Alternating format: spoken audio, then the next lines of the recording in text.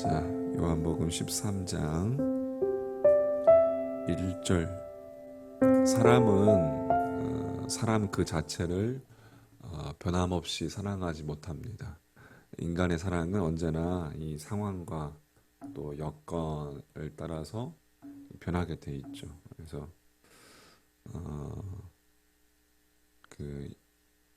내 조건이 변했기 때문에 또 사랑이 변하고, 또 여건이 바뀌었기 때문에 내 자랑의 그 질이 바뀌고, 우리의 상황이 달라졌기 때문에 우리의 사랑의 내용도 달라집니다. 이것이 우리 인간들이 행하는 사랑의 한계. 그래서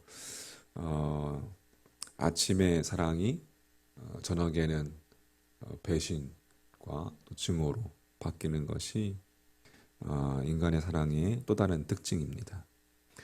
그런데 놀랍게도 오늘 본문은 우리에게 이렇게 이야기하고 있죠. 1절 말씀이었는데, 6월절 전에 예수께서 자기가 세상을 떠나 아버지께로 돌아가실 때가 이른 줄 아시고 세상에 있는 자기 사람들을 사랑하실 때 어떻게 끝까지 사랑하시니라 되어 있습니다. 예수님께서 제자들을 사랑하셔서 부르신 곳은 갈릴리, 그리고 그때는 평상시 일상이었습니다.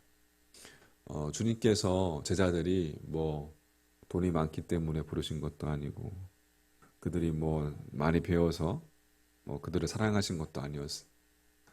이스라엘 전역에서 가장 가난한 자들이었고, 또 배운 것이 없는 무식한 그러한 자들이었습니다. 남보다 더 의롭고 또 남보다 더 진실되기 때문에 그들을 사랑하신 것도 아니었습니다. 이 제자들은 머지않아 십자가에 이제 돌아가실 그 예수님을 십자가 지셨을 때에 철저하게 외면했고 또 배신을 할 그러한 위인들이었습니다.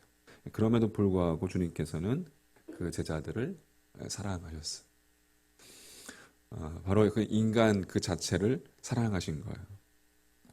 그런데 지금 여러분, 우리가 거룩한 상상을 동원해서 한번 생각해 보세요. 주님을 둘러싸고 있는 그 상황, 급박하게 돌변하고 있습니다. 이 밤만 지나면 주님은 이제 십자가 죽어야 한다는 거예요. 다른 사람은 다 몰라도 당신만은 그 사실을 확실하게 알고 계셨습니다. 당신을 기다리고 있는 그 죽음이 얼마나 끔찍하고 또 얼마나 잔인한 죽음인지도 잘 알고 계셨습니다. 그렇다면 그 절박한 상황 속에서 먼저 당신 살 궁리부터 해야 되는 것이 맞지 않을까? 절대절명의 순간에 처해 있는 그 예수님께서 당신 살 길을 모색했다고 해서 누가 그 예수님을 욕할 사람도 없을 겁니다. 그러한 상황에서라면 여러분, 나라도 그렇게 할 수밖에 없었겠다며 오히려 주님을 인정하고 이해해 주는 그것이 여러분 인지상정 아니겠습니까? 그런데 본문은 여러분 이렇게 증거하고 있어요.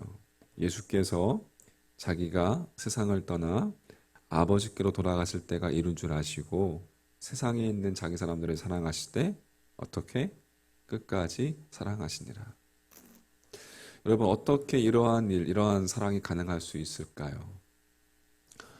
주님의 사랑은 인간의 여건이나 상황을 초월한 사랑이기 때문에 그렇습니다. 할렐루야.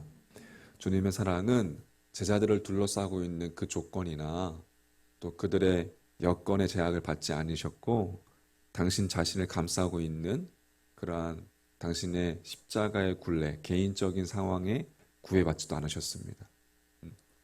그것을 초월한, 인간의 여건이나 상황을 초월한 사랑이 바로 주님의 사랑이었죠.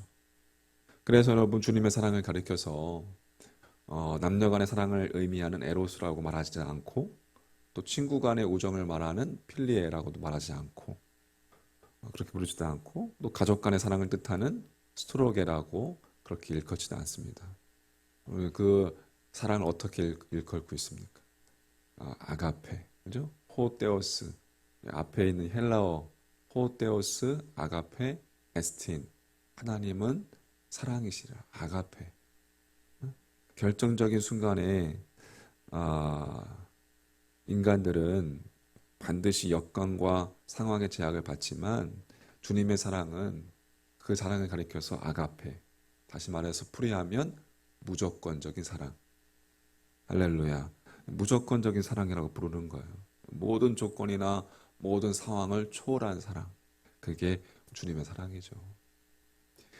여러분, 주님의 사랑만이 참된 사랑이라는 것은 오직 그 주님만이 상황이나 여건을 따지지 않으시고 인간 그 자체를 사랑하시기 때문이다. 자신의 죽음을 목전에 두고 절박한 상황에서 그토록 무조건적으로 사랑하신 자기 사람들, 그 자기 사람들이란 누구를 가리키는 걸까요? 자기 사람들.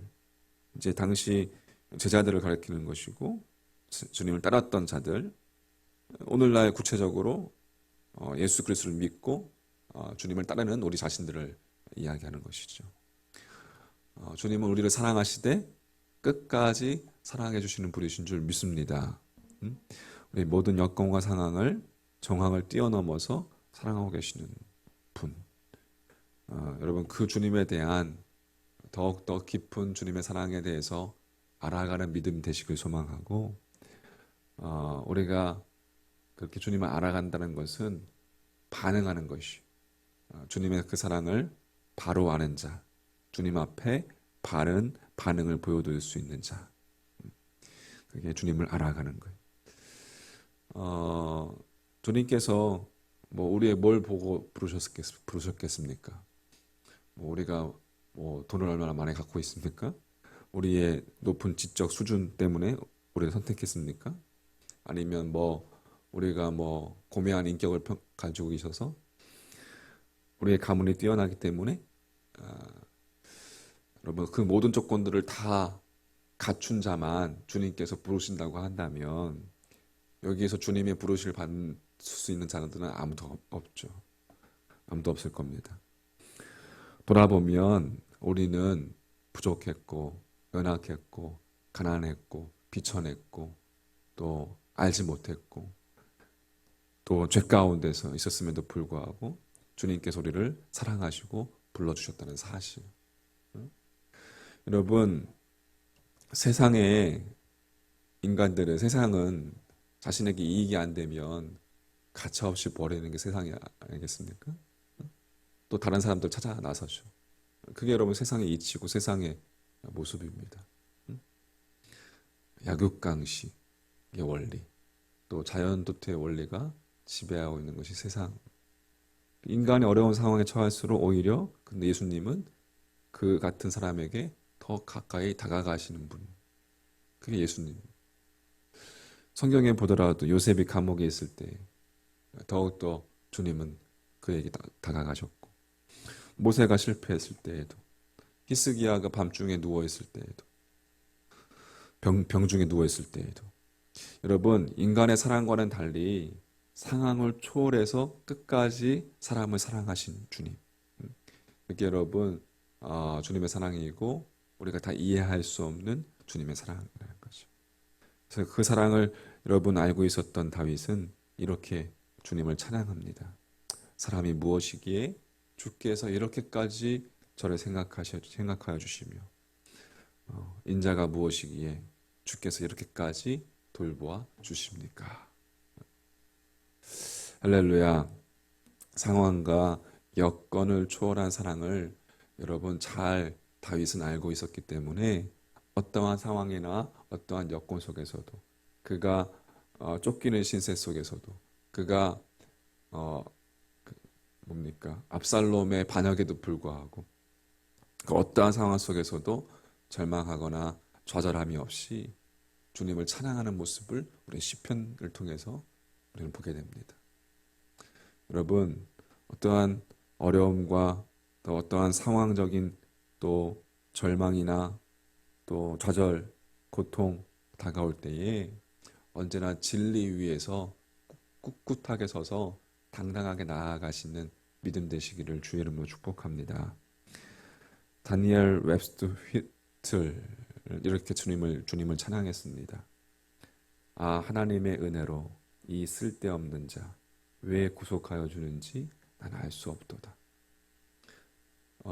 여러분, 이 작곡가 전쟁에서, 남북 전쟁에서 오른팔을 잃어버린, 그리고 알코올 중독자에 그렇게 중독자가 되어버렸던 그 같은 인간을 주님께서 찾아오셔서 사랑해 주시고, 그 주님의 그 사랑을 도저히 설명할 수가 없어서 그가 그렇게 찬양했습니다. 이렇게 이어지죠. 내가 믿고 또 의지함은 내 모든 형편 잘 아는 주님. 늘 돌보아 주실 것을 나는 확실히 아네.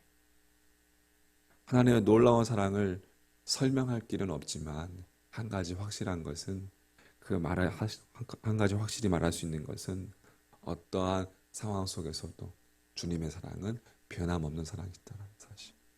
나 자신을 지키시고 사랑해 주신다는 사실. 여러분, 그것을 믿고 깨달은 그 휘틀의 삶이 변화되지 않을 리가 없었습니다. 여러분, 이 놀라운 사랑의 주님이 바로 나의 주님이십니다. 할렐루야. 여러분이 그렇게 주님이라고 부르시는 분, 그 주님이 우리의 주님이시고, 그 주님의 사랑이 오늘 우리를 부르시고 우리와 지금 함께 하시는 줄 믿습니다. 여러분, 그 사랑을 오늘도 받아들이시고 초청하시고 그 사랑에 여러분 자신을 내어 맡기시기를 바라겠습니다. 그때 또 우리도 이렇게 고백할 수 있을 거예요. 내가 믿고 또 의지함은 내 모든 형편 잘 아는 주님. 늘 돌보아 주실 것을 나는 확실히 아네. 이 고백이 여러분들 입술 가운데 오늘도 흘러넘치길 소망하고, 그 주님을 의지함으로, 주님을 100% 신뢰함으로 오늘도 승리하는, 오늘 주님의 은혜 가운데 거하는, 주님과 함께 동행하는, 그 사랑을 더 깊이 절실히 깨닫는 하루가 되시기를 주님의 이름으로 간절히 축복합니다. 아멘. 기도하겠습니다. 1절, 2절까지 보도록 하겠습니다. 1절, 2절 같이. 자, 세상에 여러분 악한 것이 존재하는 것은 하나님은 선한 분이 아니거나 또 악을 제거하실 능력이 없기 때문이 아니라 인간의 악함을 통해서 더 크신 하나님의 구원의 역사, 주님의 영광을 드러내시기 위함이다 라는 것이죠. 창세기에는 여러분 인간 최초의 살인자 가인의 이야기가 소개됩니다. 자신과 한 피를 나눈 형제를 단지 시기심으로 죽인다는 것, 정말 악한 일이죠. 그러나 하나님께서는 그 악한 이야기를 지워버리지 않으시고 성경에 기록하셨어요. 그리고 우리의 그 형제 관계를 늘 그 말씀을 통해서 되돌아보게 하셨습니다. 형제가 정말 하나님을 믿는 믿음 안에서 서로 사랑하는 법을 배우지 아니하면 그 이야기처럼 서로가 서로에 대해서 무서운 살인자가 될 수 있다는 것을 일깨워 주셨어요. 여러분, 성경에 또 보면 아들 압살롬은 아버지 다윗 왕을 죽이고자 왕위에 오르고자 했던 그런 아들이죠. 세상에 자기 욕심 때문에 아버지 목에 칼을 들이대는 자식, 여러분, 그 자식보다 더 폐역무도한 자식이 어디 있겠습니까? 그런데 하나님께서는 그 이야기도 성경에 기록하고 있습니다. 그리고 정말 우리가 여러분 믿음 안에서 먼저 바로 서는 부모가 되지 아니하면, 우리 자식들을 신앙 안에서 양육치 아니하면 부모와 자식은 그렇게 원수보다 더 못한 사이가 될 수 있다는 것을 또 우리가 알게 하심으로 우리의 가정을 바로 이끌어 가게 해 주셨습니다. 말씀을 통해서 압살롬과 다윗의 그 이야기를 통해서 우리는 또 깨닫게 됩니다. 초대교회의 아나니아와 삽비라는 하나님께 바칠 헌금을 불법으로 착복한 악한 일을 했던 부부였습니다.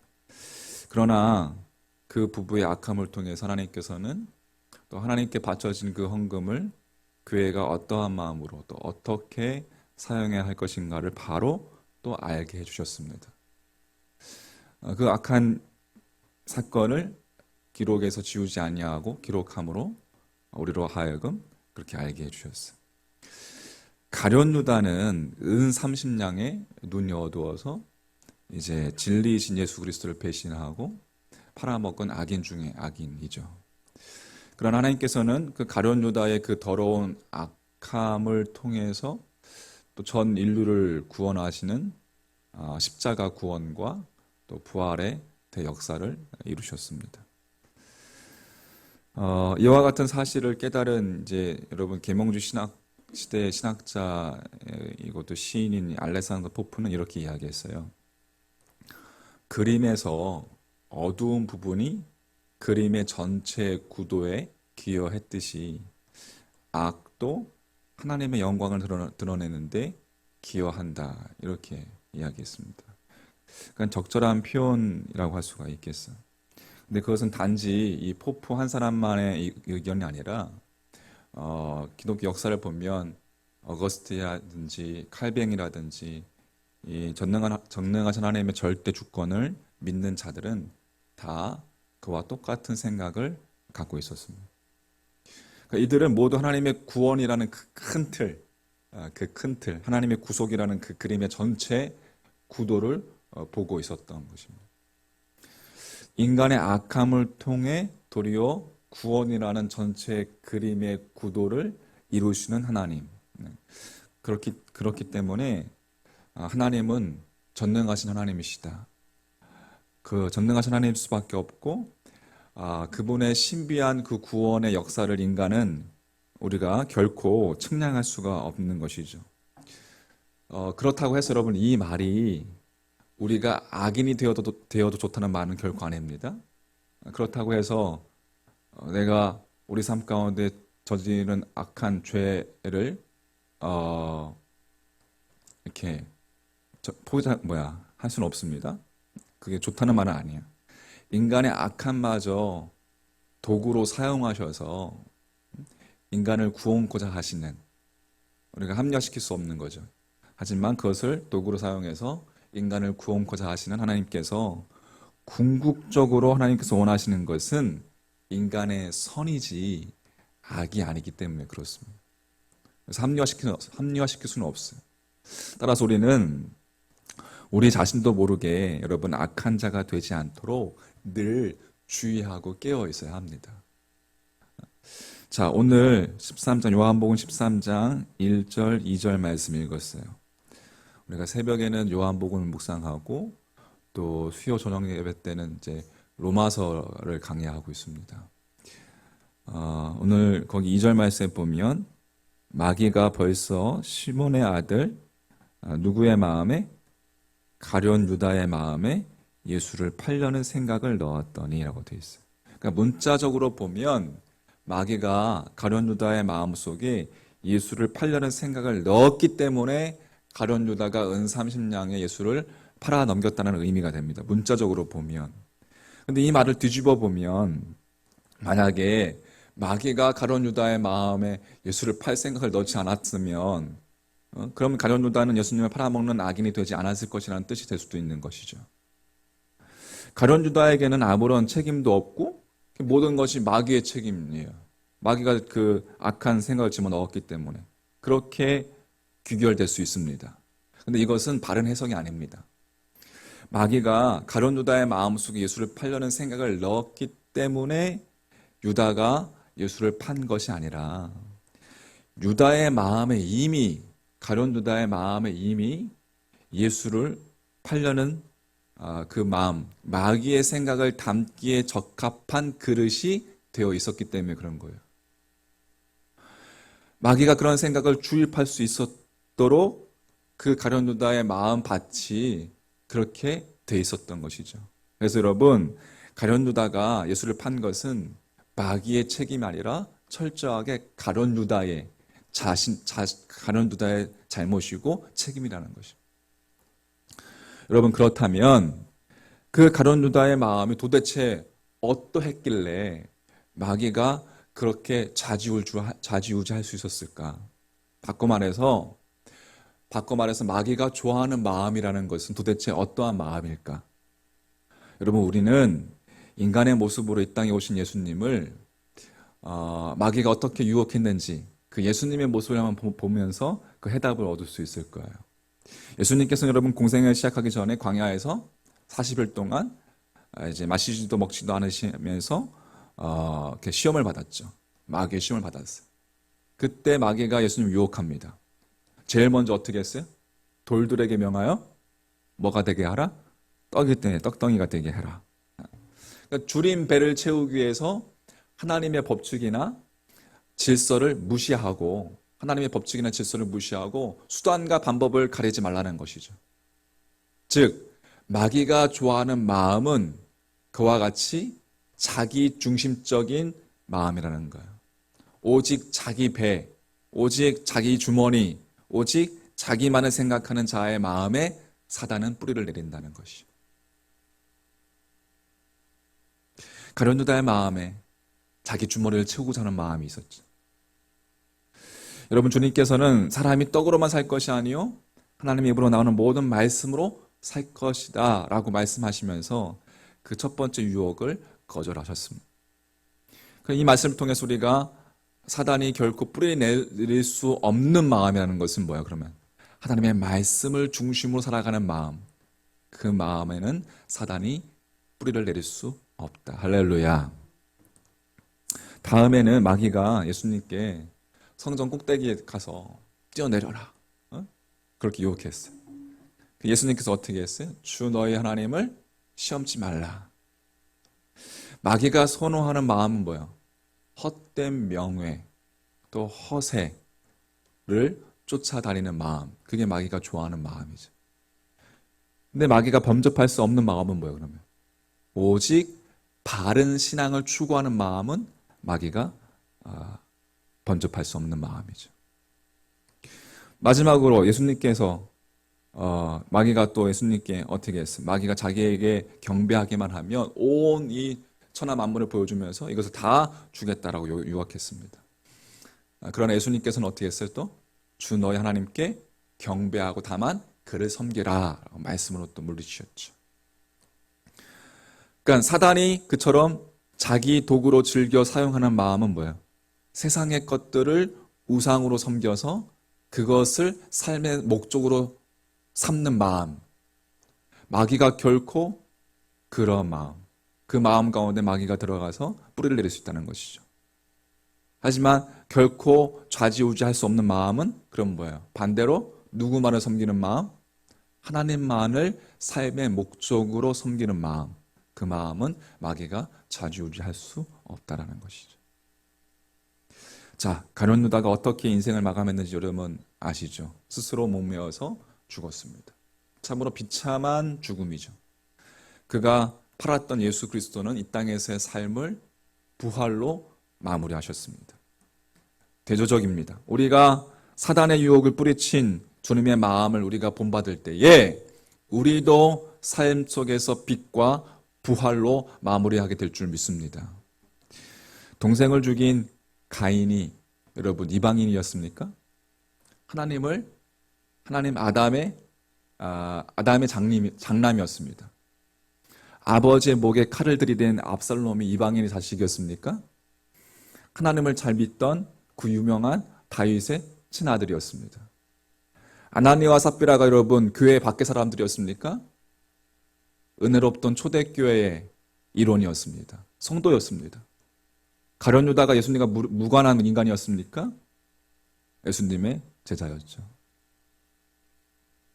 여러분, 그들은 겉으로는 모두 하나님을 알고 하나님을 믿는 것처럼 보였지만 자기 중심적인 이기적인 마음, 또 헛된 영광과 허세를 쫓는 마음, 또 물거품 같은 이 세상의 부귀영화를 섬기는 그 부질없는 그 마음, 그것을 버리지 못하다가 결국 마귀의 도구가 되어서 치욕적인 비참한 인생을 살게 되었습니다. 불행하고 불쌍한 인간의 모습이 아닐 수 없습니다. 여러분, 우리 마음에는 그렇게 두 마음, 두 그릇이 있습니다. 마귀가 즐겨 자기 도구로 사용하는 그 마음과 마귀가 범접할 수 없는 그 마음, 그 두 마음 중에 여러분, 한 마음으로 살아가는 초지일관 살아가는 사람도 있고, 그 마음을 동시에 지니고 살아가는 사람도 있고, 또 한 마음을 지니긴 지니되 특정한 기간에는 이 마음을, 또 특정한 기간에는 이 마음을 지니면서 사는 사람들도 있습니다. 그것은 철저하게 개인의 자유입니다. 그러나 우리가 정말 마귀의 유혹을 물리치신 그 예수 그리스도의 마음을 닮아가지 않는다면 결정적인 순간에 가룟 유다가 될 수 있고, 아나니아와 삽비라가 될 수 있고, 압살롬이 될 수 있고, 우리도 그렇게 될 수 있다는 거예요. 결정적인 순간에 가룟 유다는 영원한 가룟 유다가 됨을 되었다는 것을 우리는 잊어서는 안 됩니다. 이 세상에는 여전히 악이 존재합니다. 그리고 주님 오시는 날까지도 그 악은 계속 있을 거예요. 자, 그림에서 어두운 부분이 그림의 전체 구도에 기여하듯이 그 악도 하나님의 영광, 구원의 역사를 드러내는데 분명 사용될 겁니다. 하지만 우리가 그 악의 도구가 되어서는 안 됩니다. 할렐루야. 하나님께서 악을 통해서까지 우리를 깨우쳐 주시려고 하는 것은 우리로 하여금 악이 되어라라는 것이 아니라 선을 이루라는 거예요. 선을 이루라. 할렐루야. 가룟 유다가 되라는 것이 아니라 가룟 유다처럼 살았어도 회개하는 베드로가 되라라는 거예요. 할렐루야. 그때만 우리가 모두 후회 없이 우리의 인생을 마무리할 수 있는 겁니다. 자, 복된 주일을 준비합니다. 오늘 하루도 우리 가운데 찾아오셔서 말씀하시는 주님의 음성을 여러분 들으시고, 우리 마음속에 늘 싸우는 두 마음, 그 두 마음 속에서 우리가 하나님을 바라봄으로, 하나님을 의지함으로, 또 하나님을 신뢰함으로, 늘 몸부림침으로 하나님을 선택하며 하나님 나라와 의를 구할 수 있는 여러분과 저의 마음이 되기를 간절히 소망합니다. 우리의 심령 가운데 주님 찾아오셔서 오늘도 동행하여 주시옵소서. 그렇게 승리하는 복된 하루가 되시기를 주님의 이름으로 간절히 축원합니다. 아멘. 하겠습니다. 13장 2절 말씀. 자, 성경 속에 나타나 있는 이제 이스라엘인들은 이제 아무도 성씨를 갖고 있지 않습니다. 이제 현대는 조금 틀리긴 하지만 성경 속에서 다윗이나 뭐 바울이나 뭐 이렇게 최 씨나 김 씨나 이렇게 성씨를 들어본 적이 없을 겁니다. 그 이유는 이스라엘 사람들은 모두가 다 자신들을 하나님의 자녀라고 믿었기 때문에 인간의 성씨를 지닐 필요가 없었던 것이죠. 그러다 보니까 같은 이름을 가진 사람들이 이제 많아지게 되는 거예요. 그래서 서로 이제 구별해야 할 필요가 생겼는데, 그래서 생겨난 것이 이제 출생지로 구별하는 것이었습니다. 은 30냥을 받고 예수를 팔아넘긴 유다. 그러나 이제 유다라는 이름 역시 이스라엘에서는 대단히 흔한 이름이었어요. 그래서 단순히 유다라고만 해서는 어느 유다를 가리키는지 알 수가 없었기 때문에 성경은 그 고약한 이 유다를 칭해서 가룟 유다라고 이렇게 불렀습니다. 그러니까 예수님을 팔아넘긴 이 유다가 그리옷 출신 유다라는 것을 밝힘으로써 다른 유다와 이제 구분하는 거죠.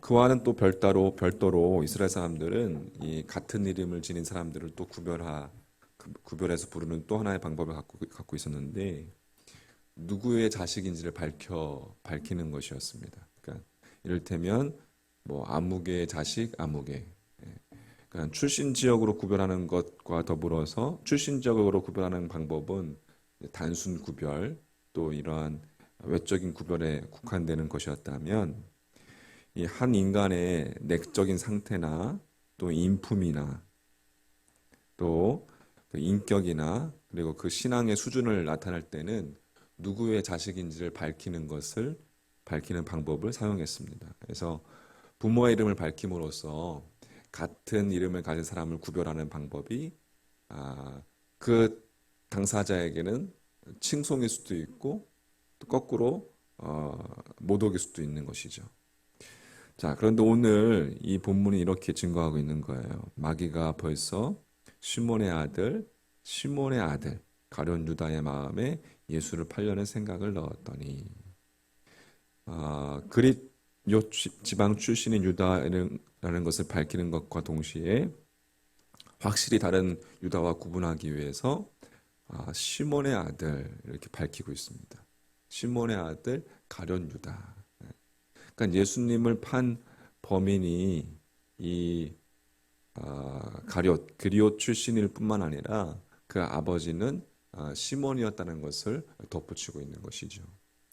자, 이것은 무엇을 의미하고 무엇을 강조하기 위함인가? 우리는 이 가룟 유다의 아버지인 시몬의 직업이 무엇인지 또 시몬이 어떠한 당시에 어떻게 살았는지에 대해서 알지는 못합니다. 그러나 마귀가 벌써 그 시몬의 아들 가룟 유다의 마음에 예수를 팔려는 생각을 넣었다라는 이 짧은 말씀을 통해 짧은 이 한 절 말씀을 통해서 내적인 상태와 그들의 수준을 분명히 알 수가 있습니다. 아버지 시몬의 인격은 자기 자식으로 하여금 은삼십냥을 바꾸서 꺼리낌 없이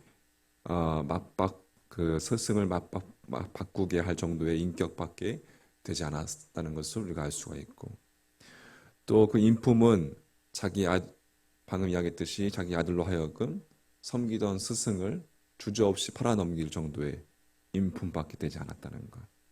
아버지의 또 신앙이라는 것이 자기 아들의 그 마음을 어디서 살펴봤지만 사단이 좌지우지하는 그런 수준의 신앙밖에 되지 않았다는 것을 우리가 알 수가 있는 거예요. 그러니까 예수님을 팔아넘긴 자는 단순히 가룟 유다가 아니라 그는 시몬의 아들 가룟 유다였어요. 시몬한테서 태어나고 그 시몬 밑에서 자라고 배운 그 유다가 결국 그런 인간밖에 될 수 없었던 것입니다. 자, 우리는 또 성경의 한 인물을 알고 있습니다. 소년 다윗의 이야기를 우리는 잘 알고 있죠. 지금부터 3천여 년 전에 사울 왕이 이스라엘 통치할 때 이웃 나라인 블레셋의 군대가 쳐들어왔어요. 거인 골리앗을 앞세우고 침공해 왔습니다. 누구도 그 골리앗을 대항해서 싸울 수가 없었어요. 근데 그때 어린 다윗이 나아가서 골리앗을 무찔러 버리고 철석같이 믿었던 그 골리앗이 맥없이 쓰러지는 것을 본 이 블레셋 군대들은 혼미백산 도망쳐 버리고 말았습니다. 소년 다윗이 홀로 이스라엘을 위기에서 구해낸 것이죠.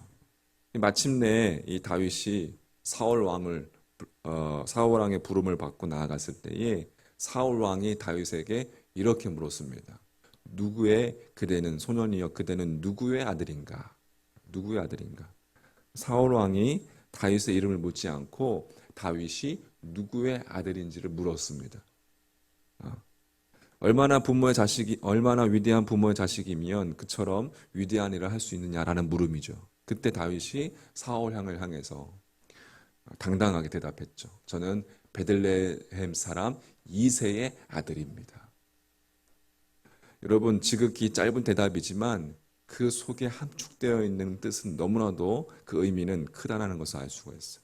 네, 제가 이새라는 이름을 가진 아버지에게서 태어나지 않았다면 그분의 인격과 그분의 성품과 용기를 제가 이어받지 않았더라면 또 무엇보다도 하나님을 향한 그 아버지의 신앙을 물려받지 않았더라면 오늘 골리앗과 싸울 엄두도 내지 못했을 것입니다. 아버지에 대한 그와 같은 자부심을 담아서 다윗은 다윗은 저는 베들레헴 사람 이새의 아들입니다. 라고 대답한 거죠. 자, 이새는 어떠한 인물일까? 이새.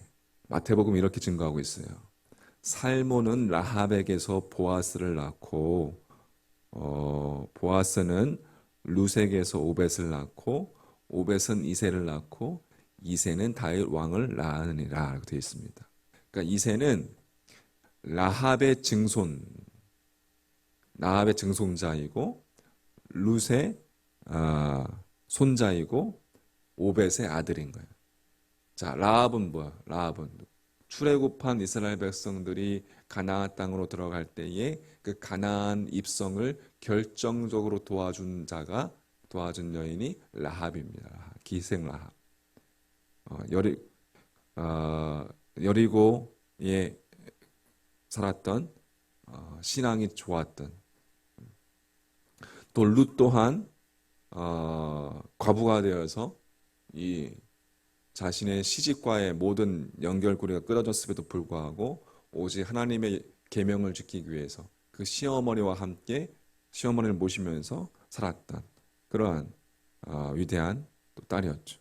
오벳은 섬긴다는 뜻을 가지고 있고 일평생 경건하게 하나님을 섬기던 하나님의 사람이었습니다. 그러니까 다윗을 그처럼 위대한 다윗으로 위대한 인물로 키워낸 아버지 이새, 그 아버지 이새는 어느 날 갑자기 짠 나타난 것이 아니라 증조 할머니 라합의 굳건한 신앙 있었고 할머니 룻의 하나님을 향한 그 일편단심이 있었고 또 아버지 오벳의 바른 신앙 섬김이 있었기 때문에 성경 속의 위인이 될 수 있었고 또 그 이새는 다윗을 그렇게 훌륭하게 키울 수 있었던 것이죠. 여러분, 그렇다면 나이 어린 이 소년 다윗이 온 이스라엘 장군들이 두려워하던 골리앗과 싸웠을 때에 그 골리앗과 싸웠었던 것은 다윗 홀로 싸운 것이 아니라 할머니인 라합과 룻의 믿음이 다윗 속에서 함께 싸운 것이고 또 할아버지 오벳과 아버지 이새의 신앙이 다윗 속에서 다윗과 함께 싸운 것이죠. 할렐루야. 그 모두의 믿음이 다윗 속에서 함께 어우러져서 하나님의 역사를 일으킨 것이고 그 다윗 골리앗을 무찔릴 수 있었던 것입니다. 여러분, 이 사실을 누구보다 잘 알고 있었던 다윗은 그래서 자신에 대해서 자랑스럽게 이야기하는 거예요. 저는 베들레헴 사람 이새의 아들입니다. 얼마나 멋있어요. 그죠? 그리고 우리의 자녀들도 이렇게 다윗처럼 베들레헴 사람 이새의 아들입니다. 누구의 아들입니다. 누구의 자식입니다. 라고 당당하게 고백할 수 있다면 얼마나 좋을까요? 자, 이 세상에서는 시몬의 아들 가룟 유다도 있고 베들레헴의 사람 이새의 아들 다윗도 있습니다. 부모는 이 세상에 태어난 아이들이 처음으로 만나는 사람이고 부모는 자녀들을 처음으로 그들을 가르치는 선생이고 또 자식에 대한 그 부모의 영향력은 절대적인 것이죠. 우리의 자녀들이 여러분 시몬 같은 나를 닮아서 가룟 유다가 되어가고 있는지 아니면 이새 같은 나를 본받아서 다윗처럼 성숙해 가고 있는 것인지 여러분 중요한 것은 우리가 여태껏 부모로서 어떠한 삶을 살았던지 상관없이 지금부터라도 확실한 믿음 안에서 지금부터라도 바른 신앙 안에서 지금부터라도 굳건한 진리의 사람이 내가 되기만 하면 우리의 자녀들이 한때 어긋나게 된다 할지라도 언젠가는 다시금 믿음의 자식으로 믿음의 바른 신앙의 모습으로 다윗 같은 자식들이 될 수 있다는 사실을 믿습니다. 내가 하나님을 향해서 진실하고 하나님을 향해서 바른 믿음을 가질 때 그 믿음은 나의 자녀가 어디에 있든 상관없이 시간과 공간을 초월해서 그 자녀에게 영향을 미치게 되는 것이. 그 자녀 속에 자녀의 마음 속에 분명 진리의 싹을 틔우게 될 줄 믿습니다. 자, 오늘 한 절 말씀, 시몬의 아들 그런 유다, 이새의 아들 다윗. 우리가 어떠한 신앙을 가져야 될지, 또 나의 모습이 어떠한 모습으로 하나님 앞에 서야 될지 오늘 이 새벽에 묵상해보는 귀한 말씀이었습니다. 자, 말씀을 하루 종일 묵상하시면서 오늘 특별히 또 거룩한 주일인데 그렇게 거룩한 주일 하나님의 은혜 가운데 주의 말씀 가운데 승리하는 우리 복된 날 되시기를 주의 이름으로 간절히 축원합니다. 아멘. 기도하겠습니다. 자, 요한복음 13장 우리 4절부터 20절 하겠습니다. 자, 오늘 요한복음 13장 자, 4절 5절 다시 한번 보면 4절 저녁 잡수시던 자리에서 일어나 겉옷을 벗고 수건을 가져다가 허리에 두르시고 이에 대야에 물을 떠서 제자들의 발을 씻으시고 그 두르신 수건으로 닦기를 시작하여 되겠습니다. 이제 예수님께서 6월절 식사 하는 그 과정 속에서 갑자기 일어나셔서 이제 6월 식사를 마무리할 때쯤 되겠죠. 이제 발을 씻기시는 이제 세족식을 하는 주님의 모습을 우리가 보게 됩니다. 상상할 수 없을 정도로 하나님이신 예수님께서 예수님의 이 종된 하나님이신 그분이 인간의 몸을 입으시고 이 땅에 내려오셔서 종된 모습, 제자들 그 종된 모습을 보이는 그 모습, 제자들이 그것을 보고서 이제 당황해하죠. 우리 스승이 왜 이렇게 일을 하시는지, 이런 행동을 하시는지. 주님의 그 행동에는 이제 사랑의 표현과 더불어서 이것을 통해서 주님께서 말씀하시는 바가 있는 거예요. 우리가 말씀하시는 바가 즉 사랑이라는 것은 반드시 종의 섬김으로 나타내야 된다라는 것이죠. 그렇게 드러나야 한다. 종된 섬김으로 드러나야 한다라는 메시지인 거예요. 유대 풍습에 따르면 타인의 발을 씻어주는 것은 유대인들에게 있어서는 그 집안의 가장 비천한 종에게 맡기는 책무였습니다. 그런데도 예수님께서 친히 수건을 허리에 두르시고 제자들의 발 아래 무릎을 꿇으시고 일일이 한 명 한 명 그들의 발을 씻어 주신 것은 오로지 주님을 따르는 목적이 이 제자들이 뭐 세상에서 한 가닥 하고 싶어서 어떤 출세욕과 또 교만한 그런 마음들, 그것에 사로잡힌 그 제자들을 한 명 한 명 발을 씻기면서 좀 깨달아라, 깨우치시기 위해서 겸손과 봉사의 모습을 친히 그들에게 행동으로 보여주신 것이죠. 좀 깨달아라, 좀 깨달아라. 그리고 더 나아가서 이러한 모습은 이제 십자가, 곧 십자가에서 흘리실 그 보혈의 피, 그 예수 자신의 그 피로 말미암아 온 인류의 죄악을 깨끗이 씻어 주실 것을 상징하기도 하는 그러한 행동이셨습니다. 다시 말해서 예수님께서 제자들의 발을 씻기신 것은 하나님의 영광을 버리시고 종의 형체를 가지시고 성육신하시되 십자가에서 죽기까지 복종하신 그 주님의 자기 비하, 그것에 대한 대표적인 사례에 해당되는 것이다 라고 할 수가 있겠죠. 자, 그렇기 때문에 예수님께서 베푸시는 여러분 죄 씻음의 그 은총을 거절하는 자는 결코 이 주님과 더불어서 생명적인 관계를 이룰 수 없다라는 사실, 그것을 지적하시면서 나와 그러니까 발을 씻기는 것은 죄 씻음, 앞으로 십자가의 보혈의 피로 말미암아 죄 씻음의 은총을 의미하는 것인데, 상징하는 것인데, 그것을 거절하는 자는 나와 생명적인 관계가 맺어지는 것이 아니다, 이룰 수 없다라는 사실을 지적하시면서 예수님께서 이 발 씻기를 처음에 거절했던 베드로, 그 베드로의 이 일을 단호히 또 거절하십니다. 이게 한 명씩 한 명씩 제자들의 발을 씻기면서 또 이제 베드로의 차례가 된 거예요. 그런데 베드로는 다른 제자들이 주님의 행동을 그냥 받아들였는데 그것이 못마땅했던 거죠. 승질 급한 베드로.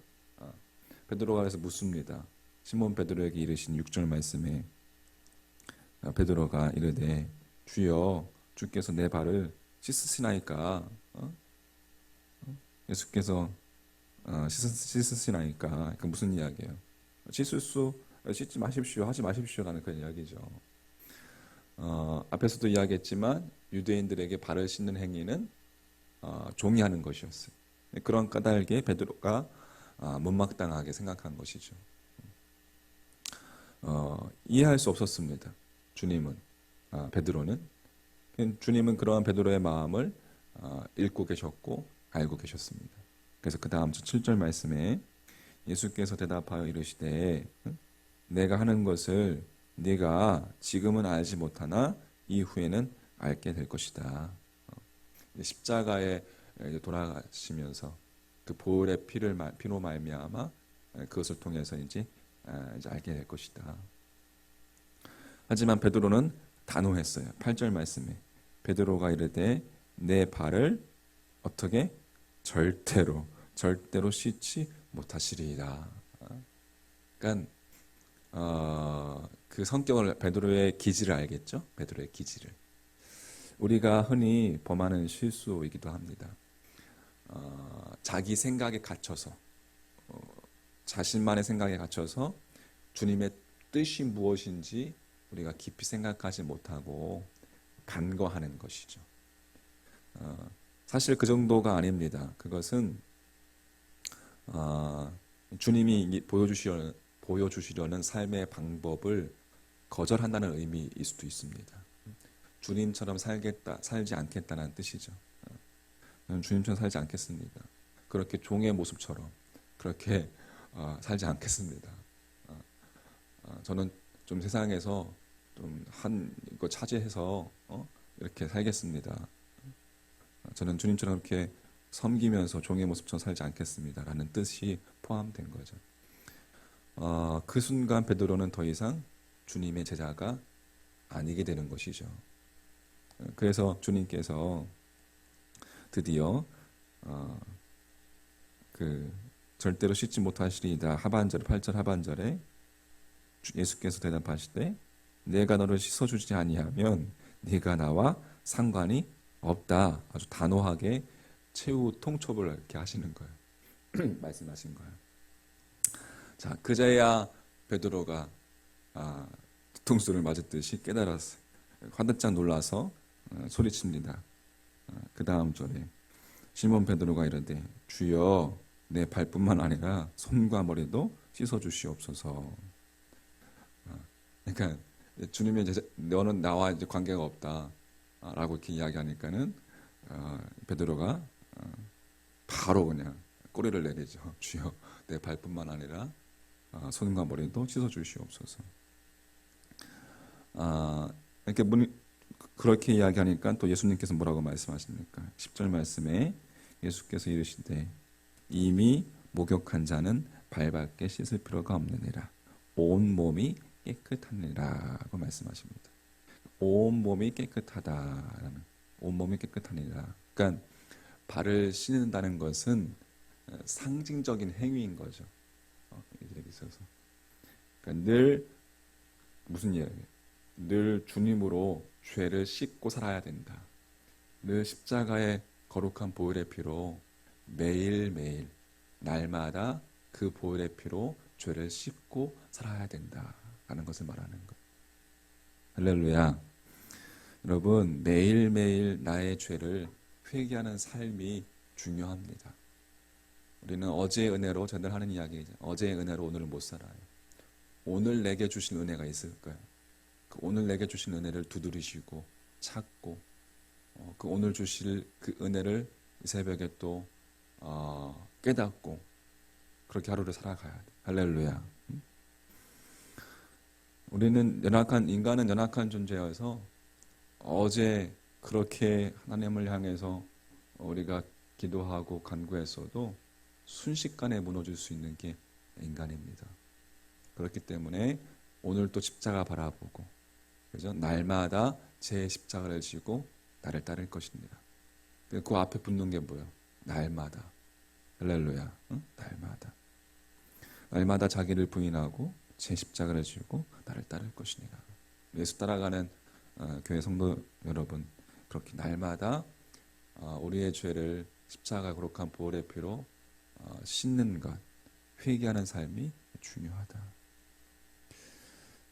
자, 그 다음에 이제 12절부터 15절 말씀에 보면 이제 한번 다시 한번 읽어볼까요? 우리 12절부터 15절까지만. 12절부터 시작. 그들의 발을 씻으신 후에 옷을 입으시고 다시 앉아 그들에게 이르시되 내가 너희에게 행한 것을 너희가 아느냐? 너희가 나를 선생이라 또는 주라 하니 너희 말이 옳도다. 내가 그러하다. 내가 주와 또는 선생이 되어 너희 발을 씻었으니 너희도 서로 발을 씻어주는 것이 옳으니라. 내가 너희에게 행한 것 같이 너희도 행하게 하려 하여 본을 보였노라. 아멘. 그 방금 마지막에 너희도 행하게 하려 하여 본을 보였노라. 이렇게 정확한 메시지입니다. 주님이 보여주신 그 종된 섬김의 모습은 우리 역시 깨닫고 그 길을 쫓아오기를 원하시는 주님의 마음인 거예요. 여러분, 이렇게 주님의 섬김의 모습, 종된 섬김의 모습, 그 사랑, 그것만이 세상을 변화시키고 하나님의 나라를 이루는 방법이기 때문에 그렇습니다. 나중에 이 놀라운 깨달음에 이른 제자들이 이제 나중에 주님께 쓰임 받죠. 하나님께 쓰임 받죠. 주님의 방법대로 사랑하고 섬기며 그렇게 살다가 모두가 다 순교하게 됩니다. 어제 순교자 기념주일이었는데 우리에게 복음이 들어온 것은 여러분 그냥 들어온 것이 아니에요. 수많은 생명의 씨앗이 죽어서 생명을 낳게 된 거예요. 주님의 사랑을 받은 만큼 이들 안에 이제 시간이 흐르면서 십자가의 사랑을 통해서 십자가의 거룩하신 보혈을 통해서 그들 안에도 제자들 안에도 사랑이 생겼던 것이죠. 섬김의 마음이 생긴 거예요. 그리고 그 사랑으로 살고 싶어졌어요. 우리가 여러분 추구해야 할 모습입니다. 그런데 여러분 쉽지 않습니다. 쉽지 않습니다. 그래서 사도 요한은 이렇게 권면합니다. 요한 1서 4장 11절 말씀에 사랑하는 자들아 하나님이 이같이 우리를 사랑하셨은즉 우리도 서로 사랑하는 것이 마땅하도다. 사도 요한은 여러분 가장 나중까지 살아남아서 요한 1서, 2서, 3서 그리고 요한계시록까지 기록할 수 있었던 자가 바로 요한이죠. 그 사도 요한 요한 1서, 2서, 3서의 핵심 메시지는 뭐예요? 서로 사랑하라는 거죠. 우리가 서로 사랑할 때 세상 사람들이 우리의 모습을 보고 너희가 주님의 제자인 줄 알리라. 그게 요한 3서의 1, 2, 3서의 핵심 메시지입니다. 사도 요한이 어떻게 그렇게 기록할 수 있었습니까? 새벽에 이렇게 말씀을 오셔서 들으시면 아시겠지만 십자가 예수님께서 돌아가실 때 그 앞에 예수 그리스도의 어머니 마리아가 있었죠. 또 사도 요한이 있었습니다. 주님이 사랑하는 아끼는 제자였어요. 사도 요한에게 내 어머니라 이렇게 말씀하셨죠. 그것은 무슨 이야기예요? 이제 마리아 주님께서 육신의 죽으심을 맞이하면서 이제 어머니를 복양할 수 없으니까 네 어머니라. 그것은 뭐야? 그 마리아를 요한에게 부탁하는 거죠. 평생도록 마리아를 복양했던 요한이라고 하여금 여러분 같은 동기들 베드로라든지 야고보라든지 여러분 같은 동기들이 지금 뭐 이제 그렇게 사도행전에서 성령의 기름 부음을 받고 복음을 전파하면서 가는 곳마다 막 몇천 명씩 막 회개하고 이름을 날립니다. 여러분 이런 상황 속에서 요한이라고 하여금 그러한 마음이 없었겠습니까? 복음을 두고 자기도 나아가서 그렇게 이름을 떨치고 싶고 자기 동기들처럼 부흥을 이루고 싶고 그런 마음이 있었을 거예요. 근데 그럼에도 불구하고 요한은 주님이 부탁하신 그 마리아 복양을 그가 노인이 될 때까지 60세 마리아가 죽기까지 그 마리아를 복양한 것을 볼 수가 있습니다. 그렇게 해서 그 결실로 말미암아 다른 제자들은 다 일찍 이제 순교했지만 요한은 끝까지 살아남아서 요한 1서, 2서, 3서 또 요한계시록까지 기록하는 열매를 맺게 된 거죠. 마리아 본향을 하면서 그가 보았던 것이 무엇이었을까요?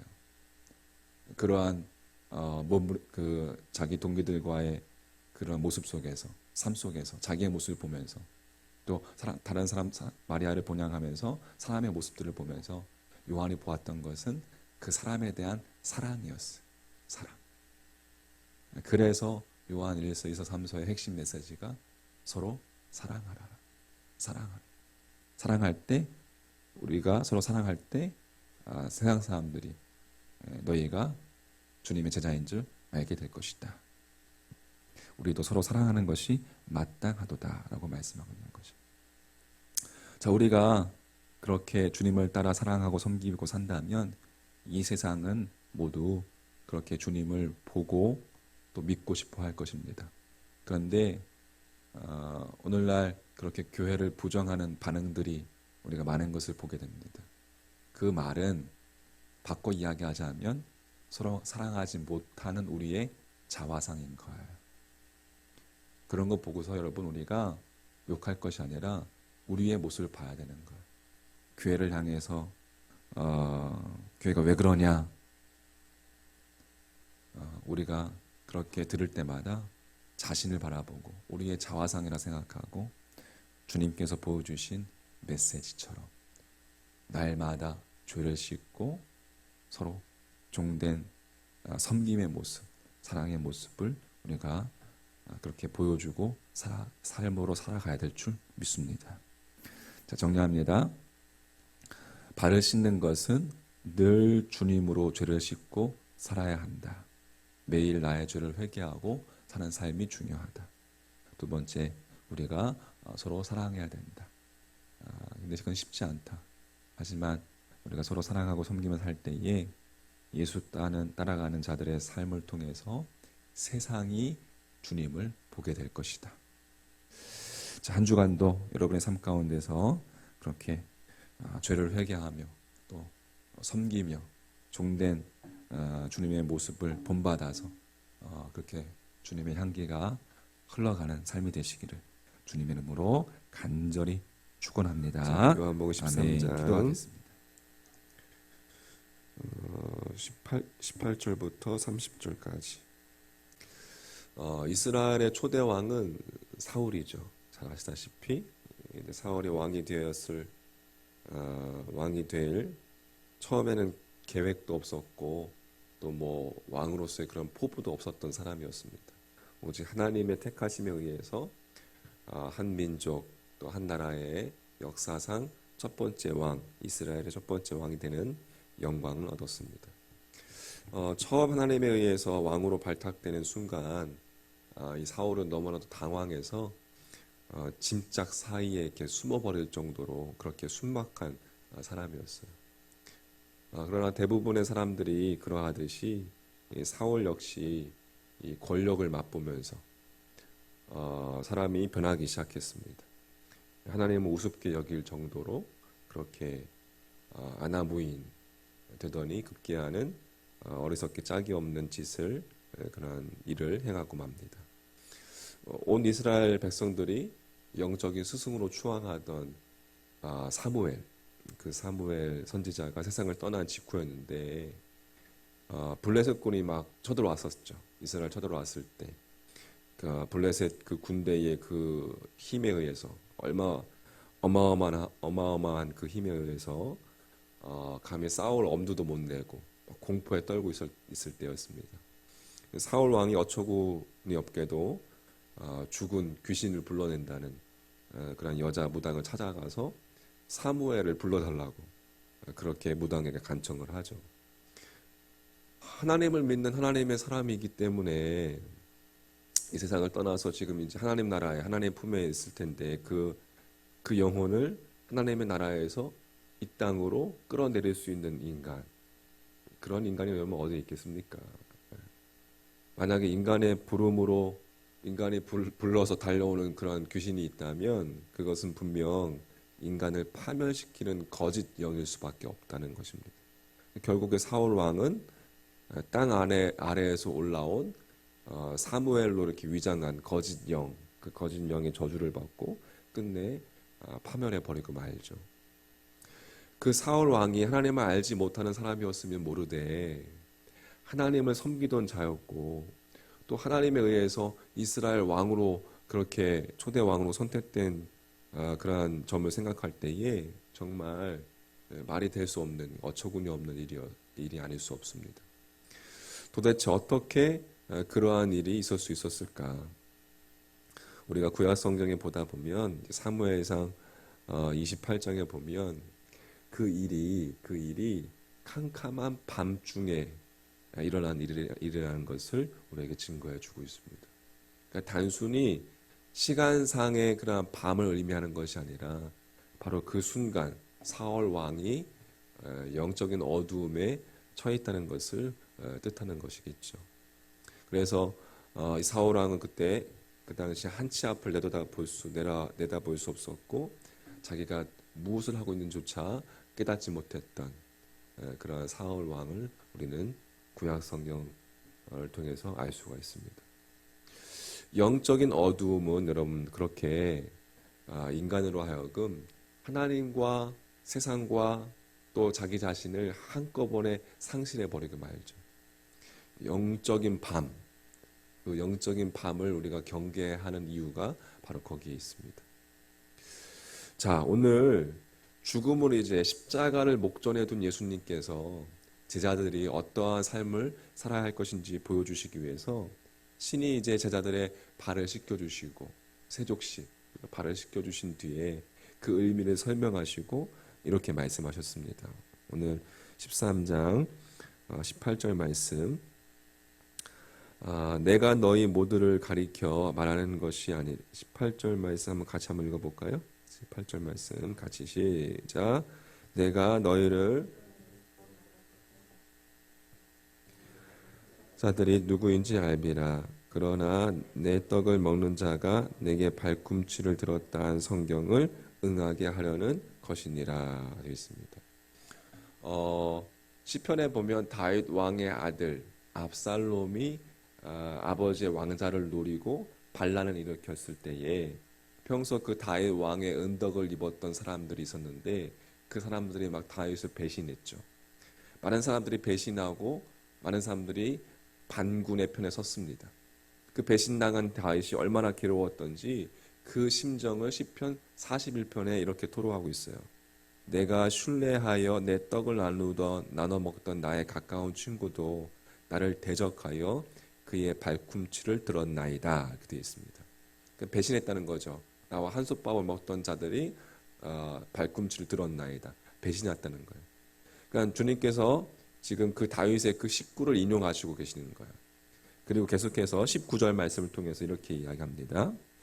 지금부터 일이 일어나기 전에 미리 너희에게 일러둠은 일이 일어날 때에 내가 그인 줄 너희가 믿게 하려 함이로라 되어 있습니다.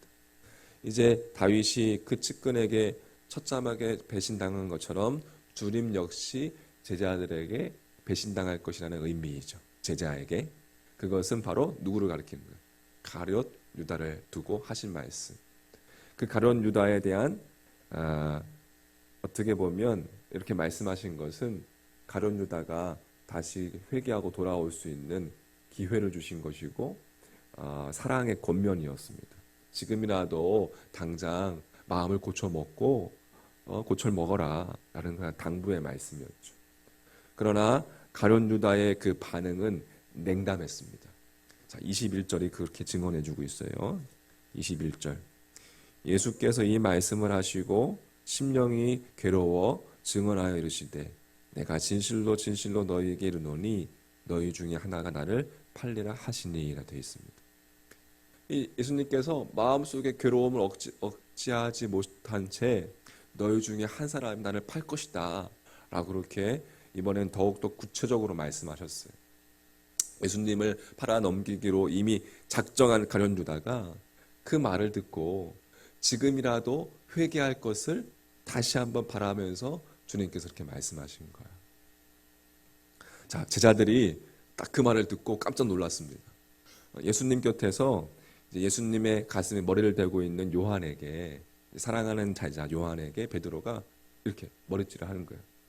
무슨 이야기야? 물어봐라. 그 사람이 누군지 물어봐라. 그리고 제자들을 대표해서 요한이 주님께 질문합니다. 26절 말씀.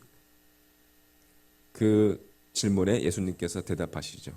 예수께서 대답하시되 내가 떡 한 조각을 적셔다 주는 자가 그니라 하시고 곧 한 조각을 적셔서 누구? 가룟 시몬의 아들 유다에게 주시니. 아버지가 시몬이죠. 시몬. 가룟 유다에게 주시니. 자, 이 구절은 가룟 유다의 그 회개를 마지막으로 또 이제 하나님 주님께서 마지막으로 촉구하시는 간절한 심정을 담아서 애절하게 다시금 마음을 고쳐 먹어라 라고 그 마음, 애절한 마음을 담아서 그렇게 가룟 유다에게 했던 주님의 행동이죠. 그렇지만 그러나 불행히도 27절 보면 이렇게 증거해주고 있습니다. 성경 말씀 27절 상반절에 보면 조각을 받은 후 곧 뭐가? 사탄이 그 속에 들어간지라 했습니다.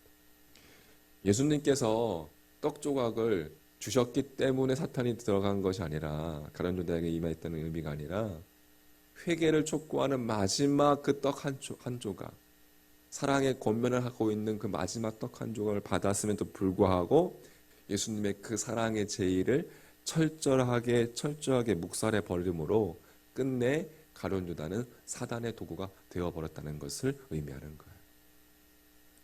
자, 그래서 그 하반절 말씀에 27절 예수께서 유다에게 이르시되 내가 하는 일을 속히 하라. 이 말씀을 무슨 뜻으로 하셨는지 거기에 같이 있었던 제자들, 다른 제자들 다 몰랐습니다. 무슨 이야기인지. 어떤 이들은 유다가 동괴를 맡았으므로, 그러니까 유다가 이제 회개였죠. 회개. 명절에 우리가 쓸 물건을 사라 하시는 것인지, 혹은 가난한 자들에게 무엇을 주라 하시는지 사고 줘라 그렇게 생각했던 거예요. 제자들이 여러분 그 마지막 순간에조차 그들의 동료인 가룟 유다가 은 30냥의 주님을 팔아넘길 것이라는 것은 상상도 못했던 거죠. 그만큼 가룟 유다는 철저하게 이중적이었어요. 본문에 이렇게 밝혀주고 있습니다. 30절 말씀. 자, 30절 같이 30절 시작. 유다가 그 조각을 받고 곧 나가니 밤이러라 되어 있습니다. 이때도 캄캄한 밤이었습니다. 유다 역시 영적인 어두움에 갇혀 밤의 포로가 되어버렸던 것이죠. 밤의 노예가 되어버렸던 거예요. 여러분, 밤은 우리의 시야를 앗아갑니다. 빼앗아갑니다. 어둠이라는 것은 우리의 방향 감각을 상실해버리게 해요. 영적인 어둠. 여러분, 그렇다고 해서 모두에게 그 밤의 어둠이 경계의 대상이 될 수는 없습니다. 대상인 것은 아닙니다. 성경에 보면 동방 박사들은 캄캄한 밤하늘에 띄어진 별을 보고 주님의 탄생을 알고 찾아왔잖아요. 그죠? 주님을 찾아와서 경배했습니다. 벌판에서 양을 치던 목자들도 주님께서 태어났다는 소식을 천사들로부터 듣고 베들레헴으로 찾아와서 왔던 그때도 바로 칠흑 같은 밤이었습니다.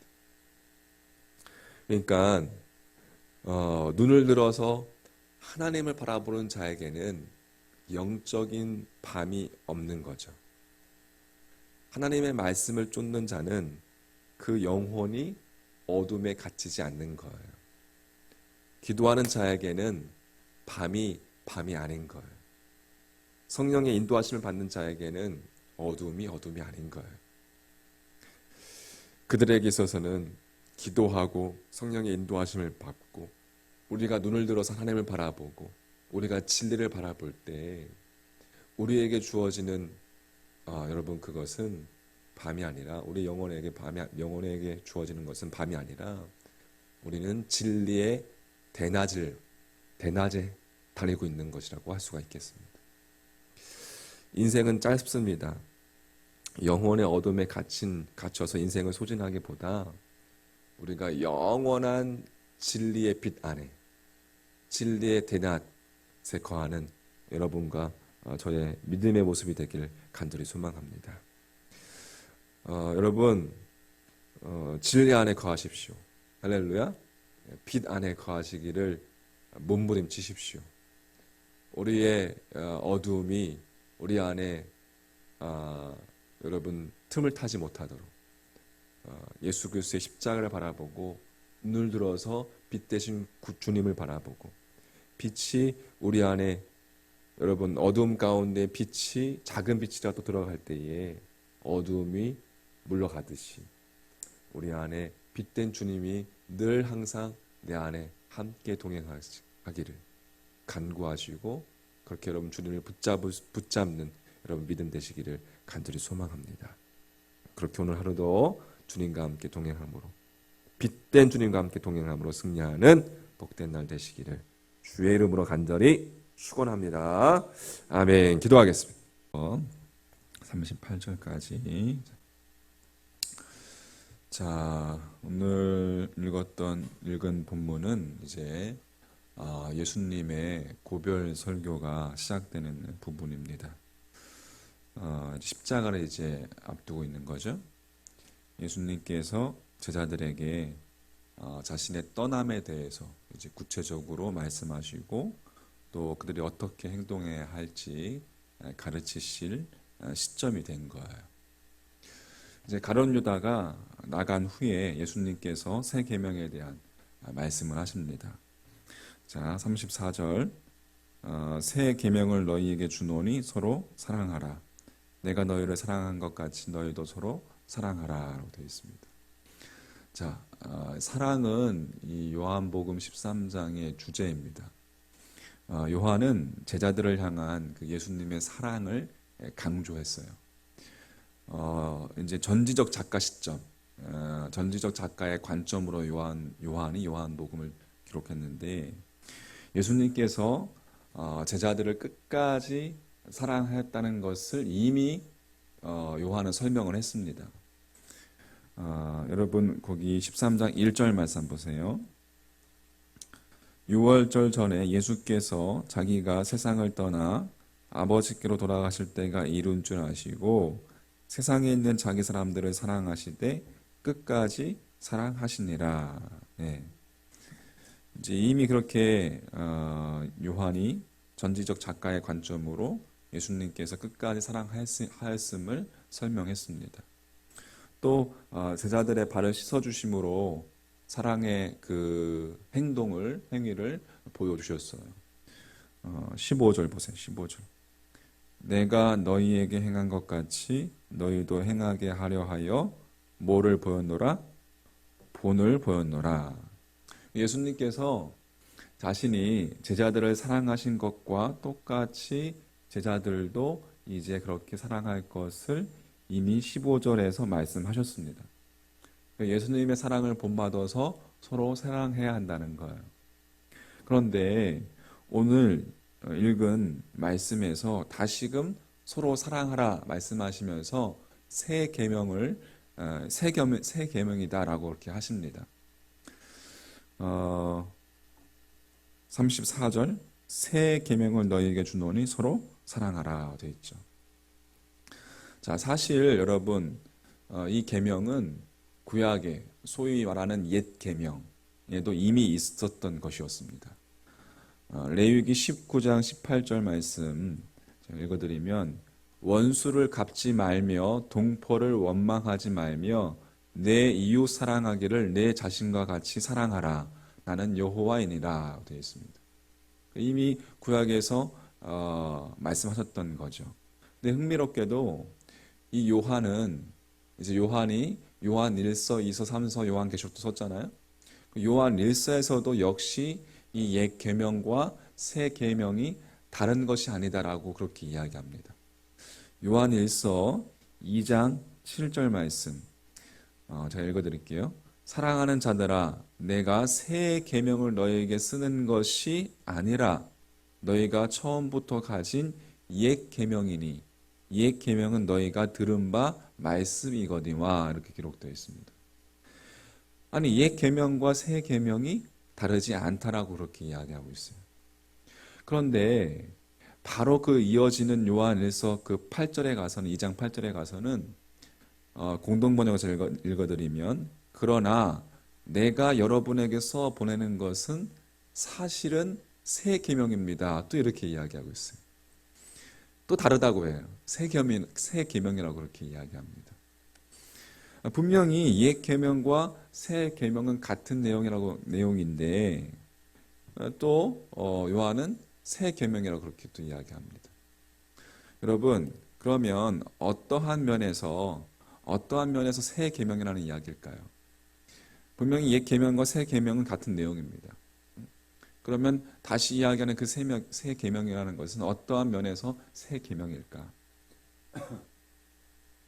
주님은 자신만이 아는 이 십자가의 비밀, 이제 십자가를 지실 것이라는 그것을 간직한 채 제자들을 향해서 의미 있는 교훈을 주셨어요. 발을 씻기 전에 내가 이제 이렇게 될 것이다.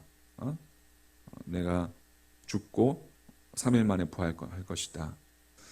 발을 씻기셨고 또 끝까지 이제 자신을 팔아먹을 유다를 배려하셨습니다. 우리가 며칠 전에도 보았죠. 가룟 유다, 시몬의 아들 가룟 유다. 예수님께서 예수님의 품에 안겼던 요한에게 베드로가 머릿짓을 하면서 누구냐라고 물어봐라라고 했을 때 예수님께서 떡 한 조각을 갖다 주는 자가 바로 자기를 팔자라라고 그렇게 하면서 갖다 놨죠. 그게 가룟 유다였어요. 그 무슨 이야기였어요? 그거는 유다야 돌아와라. 유다야 다시금 회개하라. 돌아와라. 그런 의미였죠. 끝까지 유다를 배려한 예수님의 사랑이었어요. 그 사랑이 아니면 여러분 그죠? 예수님의 그 사랑이 아니면 아가페적인 사랑이 아니면 가능하지 못한 일입니다. 불가능할 거예요. 끝까지 자신을 배반하는 그 유다를 향해서 돌아와라라고 말씀하시니 행동으로 보여주시면 제자들이 그렇게 배신하거나 또 자신들이 할 말을 나는 결코 주님을 배반하지 않겠습니다. 주님을 끝까지 내가 따르겠습니다. 라고 했던 그 말을 지키지 못할 것을 주님은 아시면서도 그렇죠? 그렇게 그들을 축복했다는 것을 볼 수가 있습니다. 발을 씻기며 섬겼어요. 제자들에게 여러분 서로 사랑하라 라는 그 사랑의 기준은 바로 내가 너희를 사랑한 것 같이라는 거예요.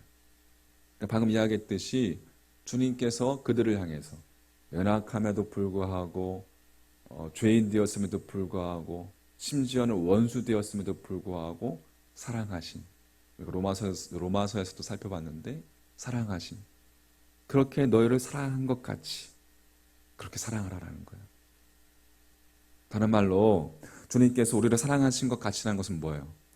끝까지 하는 사랑, 끝까지 변치 않는 사랑, 또 대속제물로 자신의 목숨을 내어준 사랑, 또 배신하고 연약함에도 불구하고 그것을 문제 삼지 않고 품어주시는 사랑.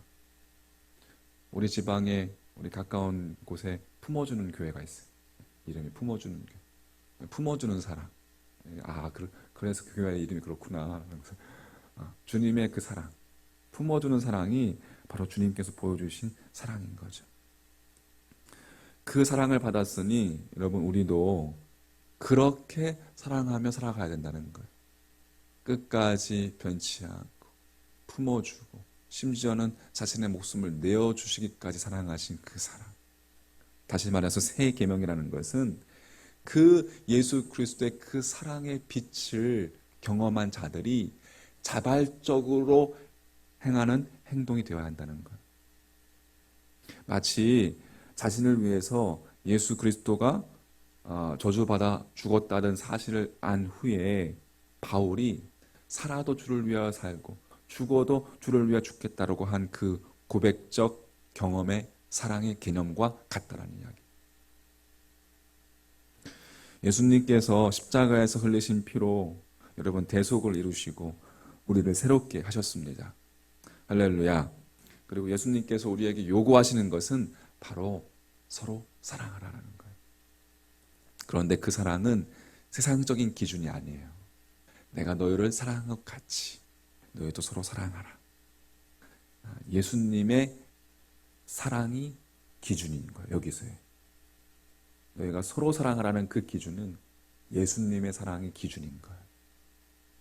오늘날 교회 공동체가 추구하는 정체성이 바로 이것이 되어야 합니다. 서로 사랑하라는 공동체. 우리 교회의 정체성이죠. 사랑의 공동체를 만드는. 말세에 사람들의 사랑이 식게 될 것을 성경에서는 이야기하고 있습니다. 사랑이 식을 것이다. 우리가 경험하는 거죠. 그죠? 세상이 말세가 될수록 사람들이 이기적이져지고 사랑이라는 것도 이기적인 사랑의 기준으로 바뀌어집니다. 우리가 보고 느끼고 체험하는 거예요. 그러나 세상이 그렇다고 해서 여러분 우리들까지 그래서는 안 됩니다. 할렐루야. 우리는 사랑의 공동체를 이루면서 살아가야 해요. 자, 이렇듯 주님께서 새 계명을 주셨지만 베드로는 그 새 계명보다 주님의 다른 말씀이 마음에 걸린 듯해 보입니다. 자, 33절 말씀 보세요. 작은 자들아 내가 아직 잠시 너희와 함께 있겠노라. 너희가 나를 찾을 것이나 일찍이 내가 유대인들에게 너희는 내가 가는 곳에 올 수 없다고 말한 것과 같이 지금 너희에게도 이르노라 라고 되어 있습니다. 자, 공동 번역으로 읽어드리면 좀 쉽게 이해가 될 거예요. 나의 사랑하는 제자들아 내가 너희와 같이 있는 것도 이제 잠시뿐이다. 내가 가면 너희는 나를 찾아다닐 것이다. 일찍이 유다인들에게 말한 대로 이제 너희에게도 말하거니와 내가 가는 곳에 너희는 올 수 없다. 자, 이 말씀에 베드로가 심각해져요. 베드로가 주님이 가는 곳이라면 자기도 어디든지 따라가겠다 이렇게 따라가고 싶었는데 또 그렇게 이야기했는데 하지만 주님은 따를 수 없다. 너희가 올 수 없다라고 그렇게 대답하십니다. 베드로가 주님의 그 말씀이 서운했을지도 몰라요. 37절 말씀에 그래서 베드로가 37절에 주여 내가 지금은 어찌하여 따라갈 수 없나이까? 주를 위하여 내 목숨을 버리겠나이다. 아주 결연한 그 다짐을 가지고 주님 앞에 고백하는 거예요. 주여, 제가 목숨을 버리겠나이다. 이게 베드로만의 모습이 아니라 오늘날 우리들의 모습이고 저의 모습이고, 주님은 베드로의 그 다짐이 한낱 다짐에 불과하다는 것을 알고 있었어요. 우리도 실제로 다짐하지만 또 주님을 부인하고 배반하고 멀리하고 할 때가 얼마나 많습니까? 실제로 나중에 베드로는 예수님을 부인했죠. 그것도 두 번의 저주가 포함된 3번의 부인을 했습니다. 더욱이 베드로가 주님을 저주하며 부인할 때 주님과 눈이 마주쳤어요. 그날 밤, 그 뜰에서 주님을 부인할 때, 주님 잡혀가는 주님과의 눈이 마주치면서, 여러분, 주님은 그 긍휼의 눈, 베드로를 바라보면서 그 불쌍히 여기는 그 눈의 눈빛, 주님은 모두 다 알고 계셨어요. 자신을 향한 그 부인과 부인할 것과 저주를 다 알고 계셨죠. 그런데 그 상태에서도 주님은 베드로를 사랑하셨습니다. 이것이 바로 새 계명의 의미인 거예요. 여러분, 내가 너희를 사랑한 것 같이 너희도 사랑하라는 새 계명의 의미, 그 새 계명의 사랑의 그 기준은 바로 예수님이시다. 끝까지 하는 사랑, 자신을 내어주는 사랑, 저주와 배신을 알면서도 보여주신 사랑. 여러분, 그 사랑으로 우리도 서로 사랑하기를 간절히 소망합니다. 할렐루야. 주님께서 우리를 사랑하신 것 같이 우리도 서로 사랑할 때 세상 사람들이 너희가 예수의 제자인 것을 알리라. 너희가 예수 따라가는 사람이라는 것을 알리라. 할렐루야. 그 요한의 말씀처럼 우리가 그렇게 주님을 따라가는, 예수 따라가는 여러분들 다 되시기를 주의 이름으로 간절히 축원합니다. 아멘. 기도하겠습니다.